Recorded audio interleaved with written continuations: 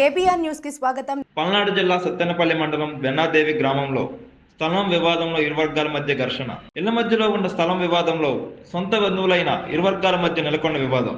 కర్రలు రాళ్లతో దాడి చేసుకున్న ఇరు వర్గాలు. దాడిలో 3కి గాయాలు. సత్తెనపల్లి ప్రభుత్వ ఏరియా వైద్యశాలలో చికిత్స పొందుతున్న బాధితులు.